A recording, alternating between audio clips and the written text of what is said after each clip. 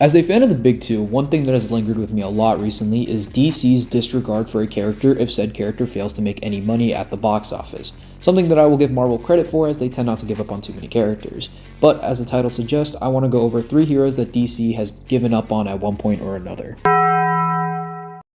So, Barbara Gordon's Batgirl is in an interesting spot because unlike the other 2 heroes who were disregarded after their movies came out, Batgirl never really had a chance, even though it was meant for streaming. For the few of you who aren't aware of this, a Batgirl movie was supposed to come out straight to HBO Max in the early 2020s, however in 2022, the movie was turned into a tax write-off and deleted.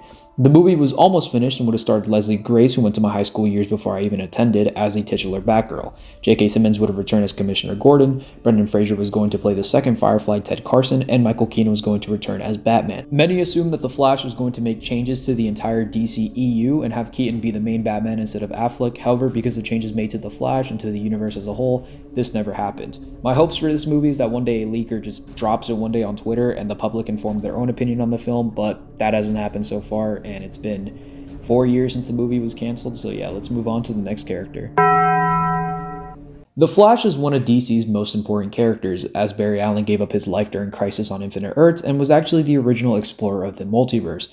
And of course, he created a legacy of amazing characters such as his nephew-in-law Wally West and his grandson Bart Allen. But after the failure of the Flash movie and the Flash TV show ending off on a whimper with its 9th season, DC hasn't done anything with the Scarlet Speedster. Now, I understand the Flash movie cost a lot of money and lost a lot of money. I know it was terrible, but it's no fault of the character. The movie sucked because it adapted an overdone story in a terrible manner. It had a problematic actor as a star, tried to nostalgia bait people with what I will say is a badass Batman, shoehorned random changes for the universe that never stuck, gave us crappy CGI cameos for people who are no longer with us, and the worst sin of all, because of this movie, the last time we have seen Bruce Wayne in live action, he is played by George Clooney.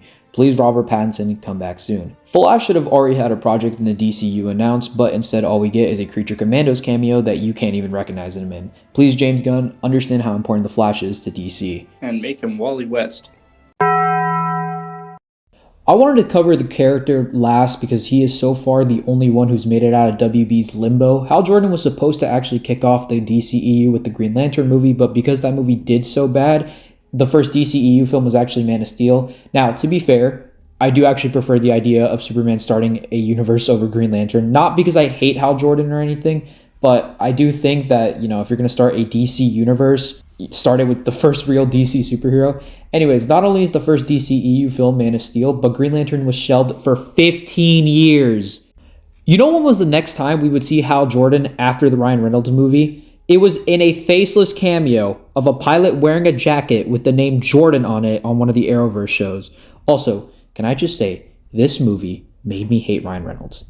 Not because of the movie itself, even though it's bad, but because he takes every chance he has to hate on it, and he is the worst part about it. You made this movie suck, and yet you point and laugh all you want. This is your fault, Ryan Reynolds. So where's Hal Jordan now? Well, instead of him being a young 30-ish-year-old Lantern, he is 60 in the 2016 segments of Lanterns, meaning he will be 70 in the 2020s if he survives. Even if by some miracle. Just, again, why? Why would you make him old? Anyways, to cap off this video, those were 3 characters that WB chose to give the boot for shitty business choices or terrible scripts. If you guys enjoyed this video, please subscribe, follow me on my TikTok accounts, and yeah, I'll see you guys a year from now when I make another video.